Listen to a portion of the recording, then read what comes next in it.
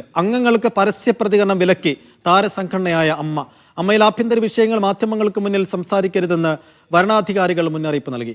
തെരഞ്ഞെടുപ്പിന് ഒരാഴ്ച മാത്രം നിൽക്കെയാണ് നിർദ്ദേശം. ലിഡിയ ജേക്കബ് വിശദാംശങ്ങൾ നൽകും. ലിഡിയ, പരസ്യപ്പോര് പരിധി വിട്ട് പോകുന്നതിനിടയിലാണ് ഇപ്പോൾ വരണാധികാരിയുടെ പുതിയ മുന്നറിയിപ്പ്. പരസ്യ പ്രതികരണം വേണ്ട എന്നാണ്. എങ്ങനെ കാണാം അമ്മയ്ക്കകത്ത് ഇപ്പോഴത്തെ നീക്കങ്ങൾ? സൈഫുദ്ദീൻ, തെരഞ്ഞെടുപ്പ് പ്രഖ്യാപിച്ചതിന് പിന്നാലെ ഏകദേശം മത്സര ചിത്രം തെളിഞ്ഞതിന് പിന്നാലെ വലിയ രീതിയിലുള്ള ആരോപണങ്ങൾ ഉന്നയിച്ച അമ്മയിലെ അംഗങ്ങൾ തന്നെ പരസ്പരം പോരടിക്കുന്ന കാഴ്ച തന്നെയാണ് കണ്ടത്.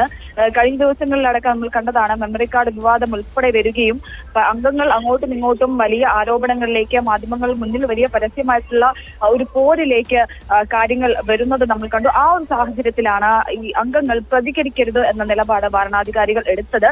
അതായത് മത്സരാർത്ഥികൾക്ക് പ്രതികരിക്കാൻ സാധിക്കില്ല എന്നതാണ് നിയമം. പക്ഷേ ഇത് അമ്മയിലെ മുഴുവൻ അംഗങ്ങളിലേക്ക് കൂടി വ്യാപിപ്പിച്ചിട്ടുണ്ട്. അതായത് മത്സരാർത്ഥികൾ ഒരു തരത്തിലും മാധ്യമങ്ങൾക്ക് മുന്നിൽ പ്രതികരിക്കാനോ മറ്റ് കാര്യങ്ങൾ ചെയ്യാനോ പാടില്ല.